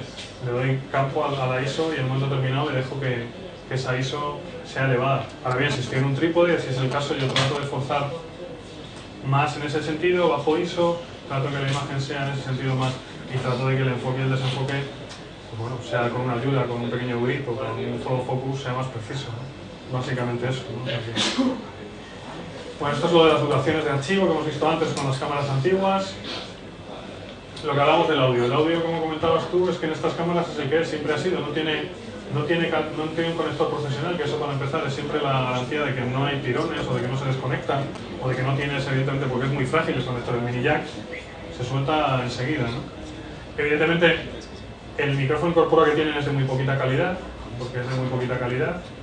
Se han ido mejorando y electrónicamente por el procesador que llevan las cámaras ahora se hacen virguerías en cuanto a filtros de audio electrónicos que hacen el altiviento, captación, aunque el micro es insignificante, electrónicamente todas las cámaras de vídeo sí que llevan aparejado una mejora de procesamiento de sonido que lleva, en este caso, una relación directa con la capacidad del procesador que llevan las cámaras, ¿no? Entonces, según van evolucionando las cámaras y los procesadores tienen más capacidad residual de trabajo, les van cargando de otras funciones, ¿no? Entonces, electrónicamente, aunque sea de manera electrónica, se han conseguido mejoras en el sonido de la cámara, pero no deja de ser un micrófono que va aquí en el cuerpo de cámara y que es susceptible a todos los golpes o a todas las, ¿no? Como audio de referencia es perfecto. Sí. Pero si quieres un paso más tienes que... Si quieres un paso más, tienes que pasar a... Básicamente estos son los accesorios que hay. O sea, la grabación externa de audio, que es al final lo que se remite de todo el mundo cuando quiere un audio certero. Luego están los mezcladores que puedes incorporar a la base de la cámara, donde tienes una capacidad de incluir microfonía profesional, control de audio y salida de audio desde la mesa, pero implica la misma fragilidad, y es que van conectados vía mini jack. Y el sonido, el bliss, dependiendo por mucho de lo controles, al final del bliss sigue apareciendo. Luego, los rodeos y micrófonos similares son una solución en relación calidad-precio magnífica, porque sí mejora efectivamente la calidad de captación de sonido. Y luego, aparte de los grabados externos, yo lo que tengo y lo que utilizo en mi día a día, que sí mejora bastante, son unos inalámbricos como estos. Esto la verdad es que funcionan bastante bien, a pesar de que sean mini jacks. Les pones luego aquí un soporte y demás, y son bastante fiables a la hora de poderte dar una capacidad de trabajo de microfonía inalámbrica. Funcionan mejor que la mesa. O sea, funcionan proporcionalmente, dan más seguridad que ese tipo de solución. Pero no es un audio que valga, es decir, el audio que tenemos de funcionamiento con estas cámaras es limitado de entrada, o sea, no es válido. Iluminación. Aquí es donde... Frente al audio, sí. De Mark II y la Mark III. Sí, pasa estéreo, creo. El 6D también viene estéreo. ¿No tiene sentido mucho estéreo en un ático de Mark II? No, es que el micro que tiene la Mark II es monaural. Lo que pasa es que luego la entrada que tienes por mini jack es estéreo. Vale, pues el burro de estéreo tendría sentido en un ático de Mark II. También tendría sentido. Es decir, el mini jack es estéreo, lo que es el micrófono es monaural, el de la cámara que te viene de entrada. O sea, el mini jack es estéreo, tú le puedes meter un micro por 2 canales y demás, porque el mini jack es estéreo estándar. O sea, no. Lo que sí es el micrófono incorporado a la cámara son pequeñas mejoras. Y bueno, vamos a poner un micro estéreo con los filtros estos electrónicos, vamos a hacer un antiviento para no sé qué, con mejora de captación. Pero en realidad lo que es el mini jack sigue siendo el mismo. La Mark II, la Mark III es un mini jack estéreo que te permite meterle un micro estéreo. Si tú le metes el micro inalámbrico al Sanchez, sea, la calidad de sonido es buena, la que te graba es acorde directo. Si te graba, vamos a ver, lo que son las PTK estas de Sennheiser llevan puedes graduar lo que es el nivel, lo puedes regular en lo que es el receptor, con lo cual tienes un control de la entrada bastante más razonable que con cualquier otro dispositivo, de manera que tú haces pruebas, lo ajustas y el mix que te da de grabación de audio es mucho menor que con una mesa o con otros accesorios. Es decir, la experiencia diaria de utilización del equipo una vez que lo ajustas es muy satisfactoria para las limitaciones que tiene el conector. ¿Qué pasa? Que un micro inalámbrico de estos estás hablando de 800, 700 euros, que es un accesorio caro.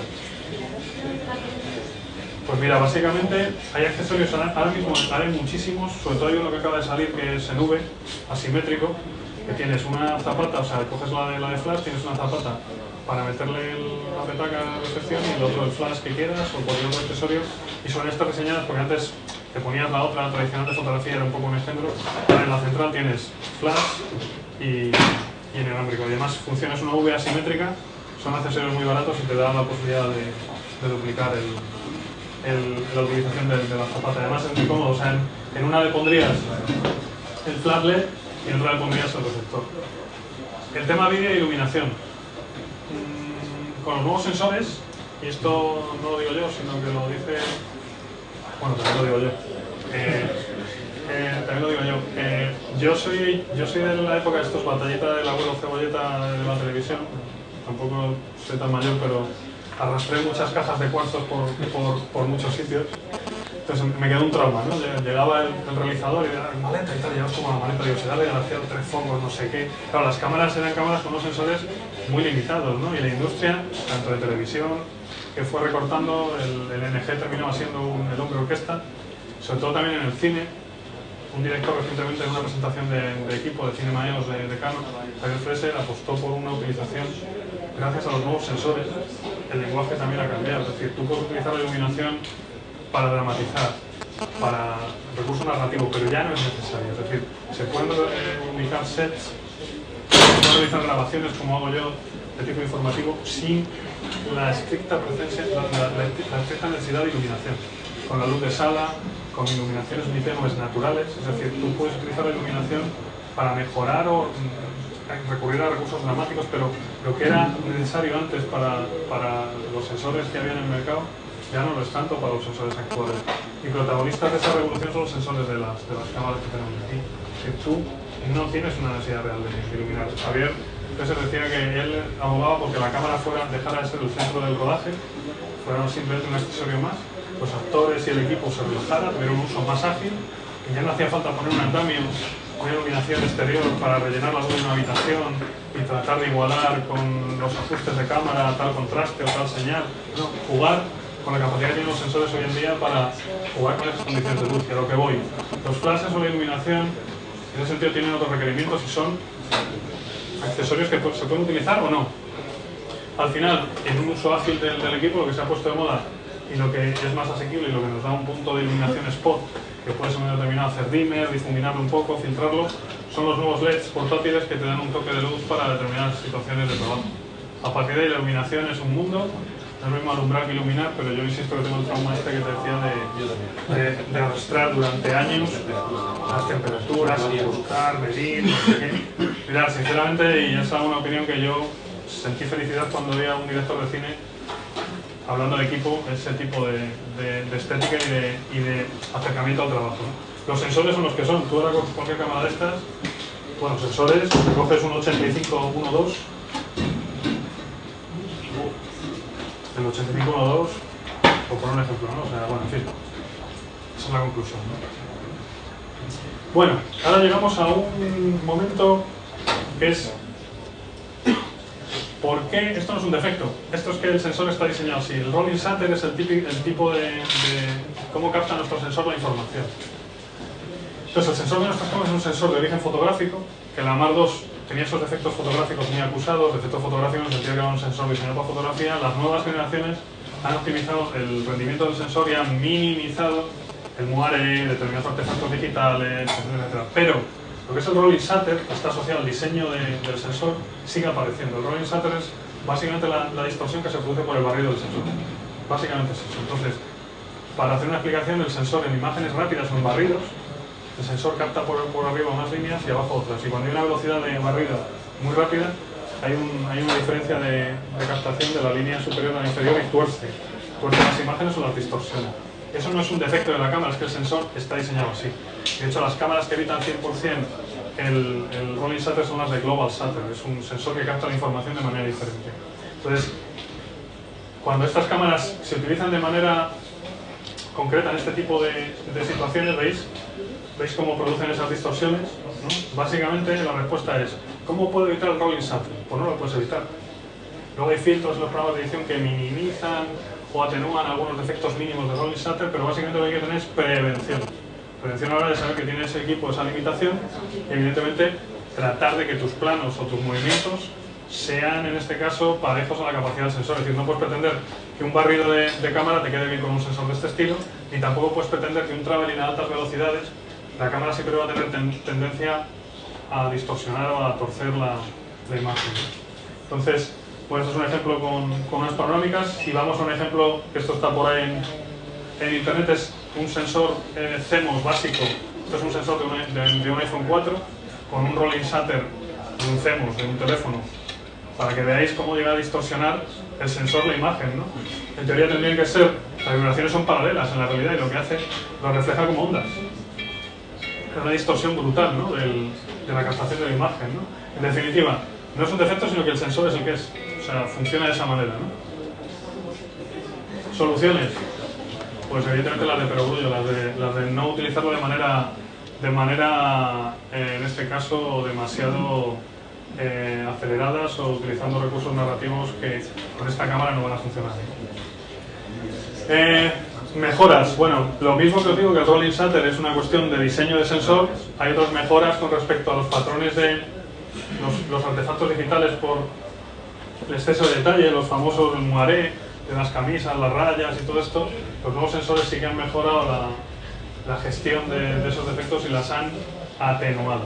Es decir, las han atenuado y han hecho evidentemente una mejora significativa. ¿Qué pasaba antes? Que en muchas grabaciones, cuando existían estos patrones, daban esas interferencias, ese tipo de artefactos digitales, arruinaban muchas grabaciones. Entonces lo que había que hacer era monitorizar bien la señal o en un momento determinado bajar el nivel de detalle, tratar de prever ese tipo de defectos. Con la 5D Mark III y con 1DX no desaparece, pero mejora. Pero sigue estando presente, o sea, tampoco es que desaparezca al 100%. Esta es la parte que ha cambiado. Hasta ahora otra de las limitaciones del equipo es que por la salida HDMI lo que tenemos es la salida de visión directa que nos da la pantalla. Es decir, lo que podíamos hacer era sacar lo mismo que veíamos en el visor, lo podíamos sacar a una pantalla externa. Bien, esto es lo que limitaba un poco las compresiones externas, pues no se podían hacer de una manera concreta. Ahora, esto es lo que ha cambiado, esto es lo que comentábamos al principio como avance. Esto se ha anunciado, lo ha anunciado Canon en la semana pasada, y la cámara va a tener a partir de abril, la 5D Mark III en exclusiva, este tipo de prestación. La salida sin limitación desde la salida HDMI. Evidentemente eso es lo que se venía reclamando desde un principio, bueno, pues ya se ha hecho. Ya se ha hecho. Accesorios. Si la gente esto se puso de moda para tal, estos accesorios como el visor electrónico que también han sido en estos últimos tiempos utilizados, pero también os digo una cosa, los accesorios van y vienen. Y al final los accesorios más útiles son los visores estos que hay básicos, la V esta que os digo de Zapata, un pequeño follow focus. Al final los accesorios que resultan, ahora veremos que es la otra parte, los sliders, las minigrúas, lo que ha revolucionado también todo este sector de comunicación audiovisual o de expresiones que, desde los patines que utilizan los chavales para tal, como traveling, los raíles, las minigrúas, los helicópteros, todo esto ahora mismo ha revolucionado todo, porque por peso y por herramienta ahora mismo puedes hacer virguerías en vídeo, en grabación con estos equipos, utilizando esos recursos que son realmente asequibles, ¿no? Un slider ahora mismo no llega a los 200 euros, tienes sliders por 100, 120, 140, 150, 180 euros, es decir que... Bueno, defectos que cada vez lo son menos, pues han mejorado En las cámaras 7D, 5D más 2, cuando se grababa de manera intensiva y en entornos de trabajo así con un poquito de temperacionamiento de espejo, de enfoque, de autoenfoque, de tal, de cual, de grabación, terminaban dándonos un warning de calentamiento del sensor. En sí no era un problema, porque al final la cámara como mucho paraba la grabación, pero el problema no era que parara la grabación, sino que cuando el sensor se va calentando, va metiendo más ruido. Invisiblemente el calentamiento del sensor produce un empeoramiento del rendimiento del sensor, con lo que metía más ruido en la imagen, ¿no? Entonces es un defecto que se daba de vez en cuando. Bueno, pues también los sensores evidentemente han ido, en ese sentido, los nuevos no tienen tantos problemas en ese aspecto. Incluso la 1DC, que graba vídeo 4K en ultra alta definición, ahí sí que han aplicado mejoras porque evidentemente no querían arriesgarse a que el calentamiento del sensor diera problemas y pérdida de calidad. Esta es una presentación que salió con la 600D. Mirad, esto yo lo menciono no es tanto por las cámaras estas, sino un poco por dónde van los tiros. Tampoco es muy ortodoxo, pero sí que en la gama de vídeo de consumo y en determinados equipos sí que la tecnología va hacia sensor, zoom digital, procesamiento. Lo que hacen es crear un zoom inteligente, por decirlo de alguna manera. No es este caso, no están estas cámaras, lo digo como visión de trabajo. Se están mejorando los zooms digitales, no solo un recorte sobre sensor, que en algunos casos da resultado. Lo que os comentaba de trabajar a 4K, ahora mismo la industria lo demanda, porque trabajas en un lienzo gigantesco para luego hacer tu proyecto en 2K, con lo cual puedes moverte, estabilizar planos, retocar, recortar, teniendo una calidad brutal. Pues bien, en estos equipos, lo que está por ahí flotando, con las 600D salió una prestación de crop digital dentro de la cámara, lo que está por ahí flotando es un poco que la tecnología, el procesador, lo que permite es, entre comillas, inventarte información de tal manera que los zooms digitales dejan de ser tales y empiezan a, digamos que a ser zooms mixtos con un resultado relativamente bueno. La tecnología va porque los sensores en combinación con los procesadores nos inventen zooms digitales de calidad. Bueno, ahí dejo eso, simplemente es una reflexión, no es una realidad hoy por hoy en esta gama, pero por ahí van los tiros, ¿no? Accesorios de vídeo, lo que os estaba anticipando de recurrir, mirar, al final lo que es una revolución es que estas cámaras, todo lo que se gaste el dinero como quiera. Aquí hay una cosa, es un trípode Sadler, aquí están los visores, estos que os mencionaba, los raíles, los sliders, las mini grúas. La revolución de estos equipos viene por la parte de que por tamaño, peso y por prestaciones pueden incorporarse estos accesorios, y esto es lo que les hace también extraordinariamente interesantes, ¿no? Bueno, esto es un timelapse de Philip Bloom, que es uno de los que ha trabajado siempre de manera nativa con este tipo de material. Es un timelapse en Dubai, se lo pasa muy bien. Esto lo tengo cuando me sobra tiempo, lo pongo. En este caso lo podéis ver tranquilamente. Si os pongo, esto es un vídeo bajado en calidad, esto es un ambasador de Canon, que es un alemán. Simplemente es por lo que os decía de utilizar el ingenio a la hora de poner en valor las prestaciones de la cámara, ¿no? Entonces, los equipos más ligeros, esta es una 600, una 650D o la 60D o la 6D, simplemente con un monopié y utilizado con un buen objetivo angular. Este es un 24-70, además tampoco es un objetivo que es...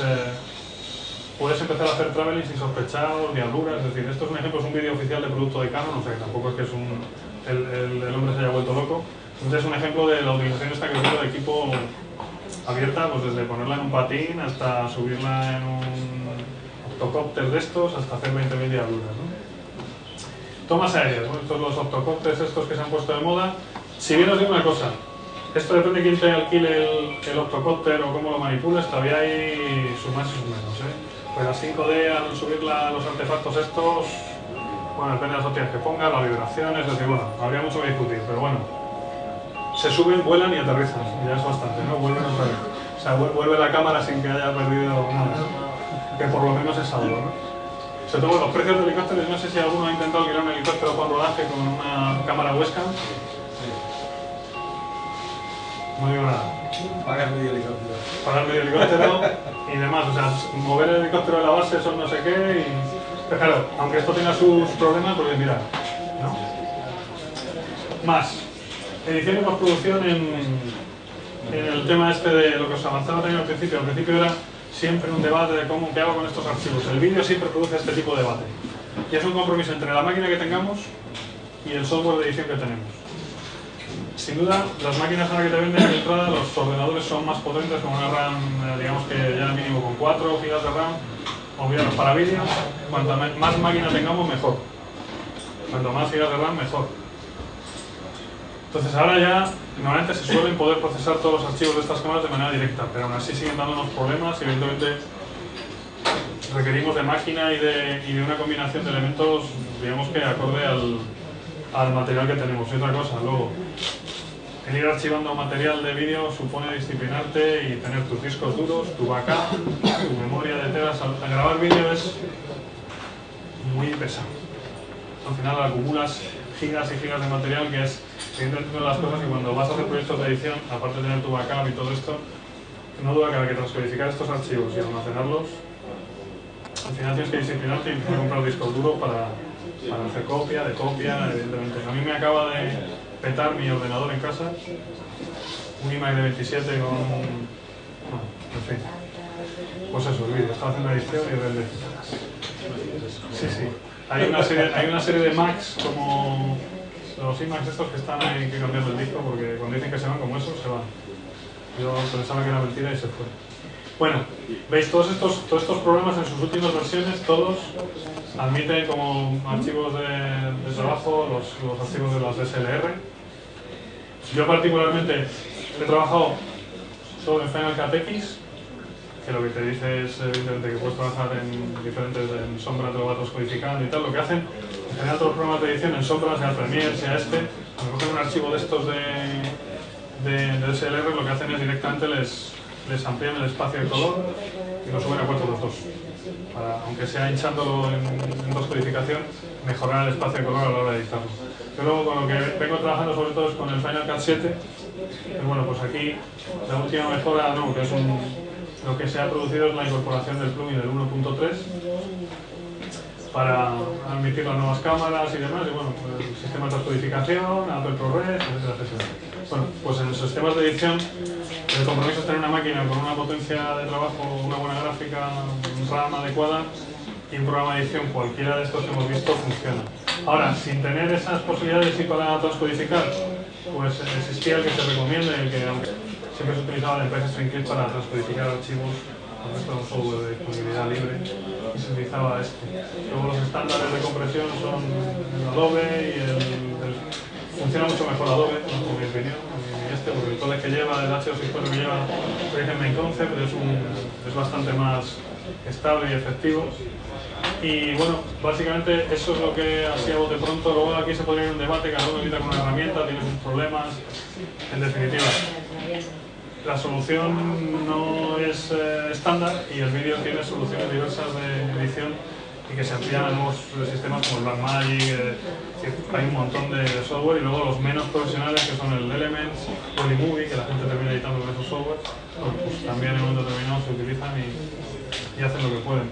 Pero bueno, en definitiva, desde hace unos años evidentemente eso ha cambiado y este estándar de trabajo con estas cámaras es habitual, ¿no? Conclusiones entre el vídeo tradicional. Mirad, estamos terminando. Abro otra vez una de ruegos y preguntas. Sobre alguien quiera comentar algo, añadir algo. Sí.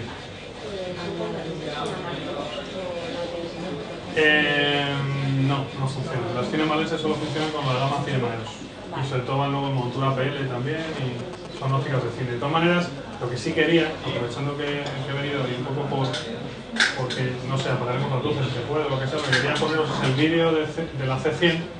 La C100 es un concepto que va por arriba, que es la cámara que acaba de lanzar, digamos, como acceso a Cinema EOS. Es una cámara que se inspira en estas, que está un escalón por encima para hacer vídeo. Es una cámara bastante ligera, compacta, no es la C300 ni la C500 que ya se van de... Lo que sí quería poner era un vídeo un poco para ver la capacidad de trabajo, sobre todo que también pone en valor la parte que hablaba yo al principio de todas las ópticas y todo el equipo de... Pues mirad, conclusiones frente al vídeo tradicional es, mirad, esta es la C100. Canon va a seguir funcionando en vídeo, que esta gama está un poquito ahí, se ha quedado un poco ahí en tierra de nadie.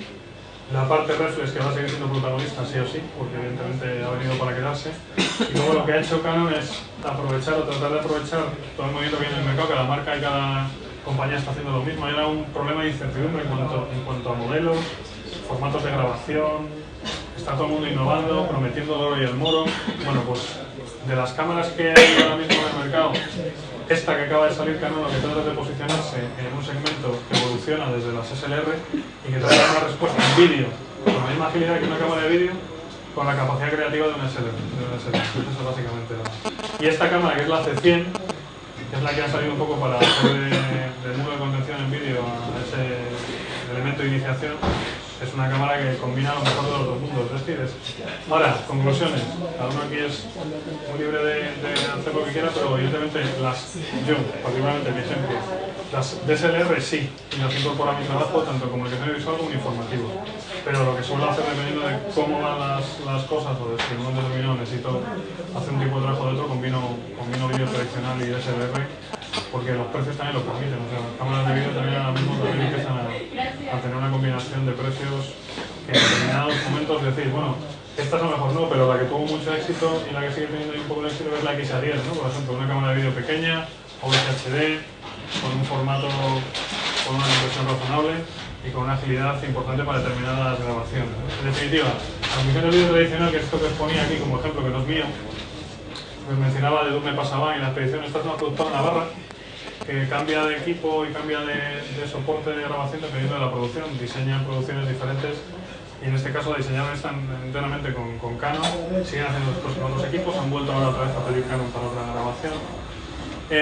Básicamente lo que comproban esta gente es que, bueno, lo que os decía yo, que esto era también congratularse de que haya gente que al final se suba al Himalaya y utiliza el equipo como os decía que lo utilizaba yo en otros sitios, ¿no? Que es sin artificios, sonido externo, micrófonos direccionales de batalla y sobre todo lo que decían ellos es que pasaban desapercibidos, tenían evidentemente bastante capacidad de trabajo, sean en el Himalaya, en cualquier pueblo remoto, en el campamento base, y luego todas las cámaras, evidentemente todas las cosas que yo siempre digo, bueno, pues pese a que tienen una ergonomía delicada, son resistentes como ellas solas, ¿no? Todos estos equipos subieron ahí, bajaron, y lo que es más importante, toda esta gente fue con dos pelis de estas, dos maletas de estas, o tres o cuatro, no perdieron ni una tapa de un objetivo. Ni una tapa de un objetivo y se fueron al Himalaya y volvieron con todo. O sea, era como de... Es un poco la preparación que se hizo de material, ahí lo grababan con Legria, con equipo de vídeo, lo digo por la utilización vista, ¿no? Este es un ejemplo de trabajo donde se utilizaron DSLRs y cámaras de vídeo compactas.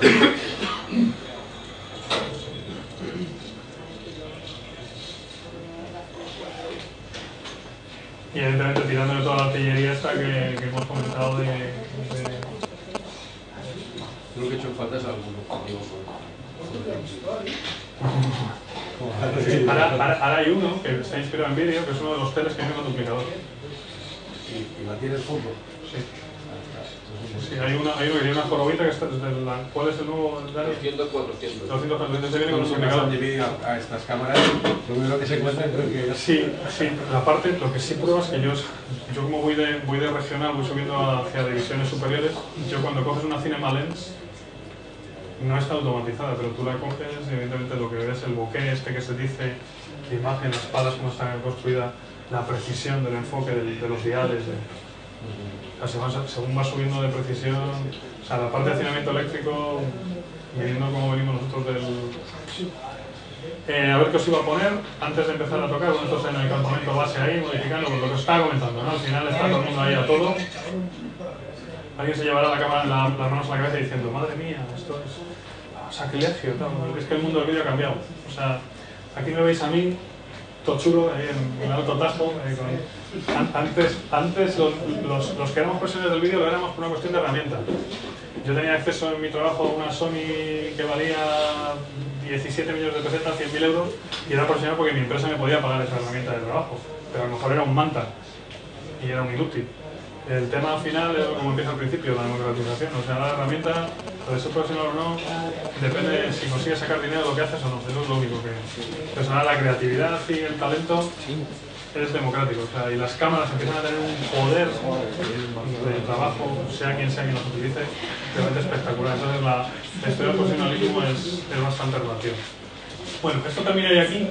Tenemos como 20 minutillos para interactuar con las cámaras, pero antes, si Dani te parece bien un poco lo de la C100, un poco de final, un poco la C100, simplemente para que veáis está grabada en VCHD con la cámara C5 y el trabajo está hecho de tal manera que había tres cámaras, es decir, una subjetiva que se han puesto en cascos, en no sé qué, en paracaidismo, submarina, y dos cámaras cruzadas que siempre estaban haciendo la misma toma pero con distancias focales extremas, una en tele y otra en angular, ¿vale? O sea, con objetivos Canon de toda la gama EF. Entonces os voy a poner el...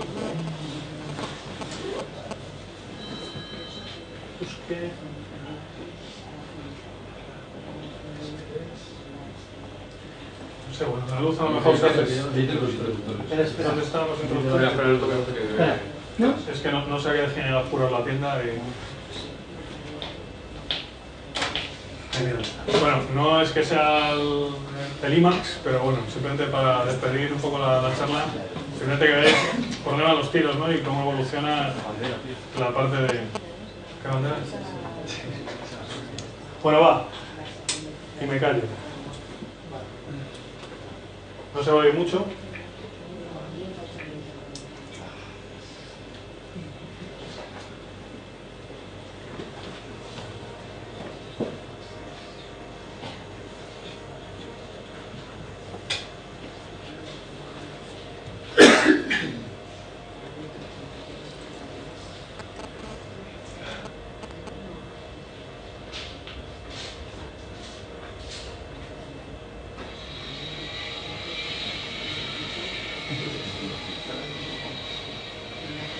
Está en VCHD, para quien quiera, nativamente no está ni comprimido ni en otra compresión.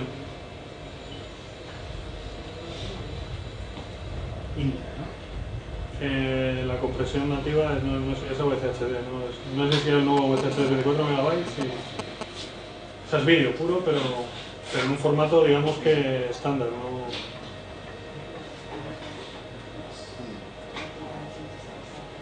Pero lo que vamos es rango dinámico, sensor, capacidad de expresión, lentes, todo el conjunto. O sea, lo que se pone aquí en manifiesto es la evolución del fenómeno hasta perfeccionarlo incluso en un segmento, es decir, bueno, pues como este, ¿no? Producción de vídeo con una calidad pero asequible, ¿no?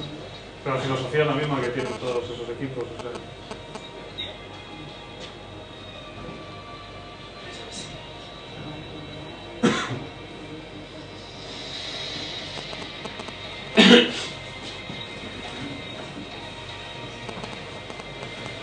O sea, aquí es donde empieza la apoteosis y aquí es donde saca toda la artillería, todos los objetivos, toda la gama de...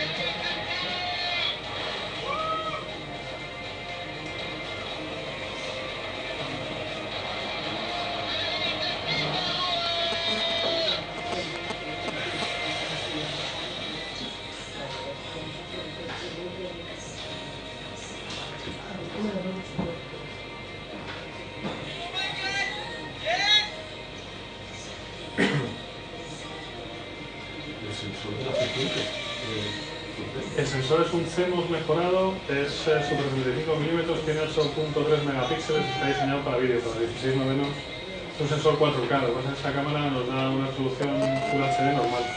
Porque el sensor, es decir, es retener la capacidad de narración que puede tener el full frame, la calidad de imagen, con ciertas mejoras de vídeo y sobre todo mayor rango dinámico y un diseño específico para vídeo, eso básicamente. Pero el corazón, el concepto es el mismo pero evolucionado, ¿no?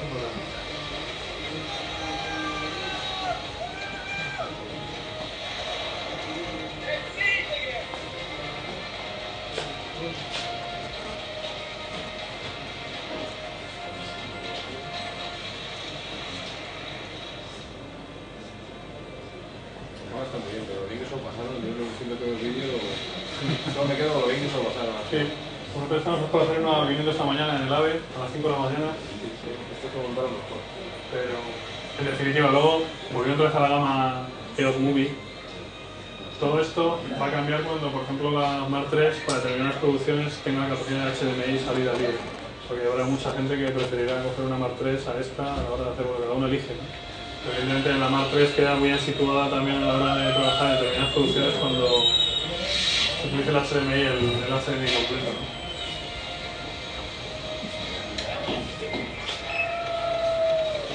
Vamos, aquí lo que se ve, rango dinámico, sensibilidad, flexibilidad, los mismos conceptos que hemos estado viendo aplicados a las SLR, pues lo mismo. O sea, y lo que decía, iluminar, ¿para qué? Etcétera, etcétera, ¿para qué? Entre comillas, ¿no? Y sí, sufrieron mucho estos chicos con el... Vamos. Pues nada, yo os invitaría ahora somos muchos y tal, pero sí que tenemos aquí 1, 2, 3, 4, 5, 6, 7 cámaras con diferentes objetivos y os invitamos a que os acerquéis ahí y Ya, si tenéis alguna duda o lo que sea, preguntas, es el momento, ¿no? Sí, no sé, yo les estoy interrumpiendo. Si queréis algo más, algún tipo de...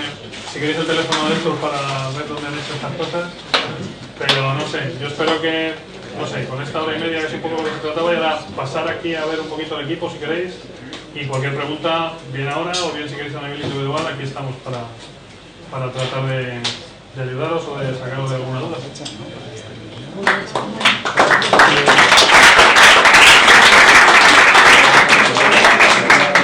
Tenemos muchas ópticas, lo digo por si alguno quiere ver alguna óptica en especial, 24 fijo, 815, el 24 sería nuevo, seguro más de uno a ver, 700 y bueno, los últimos. Están todos aquí.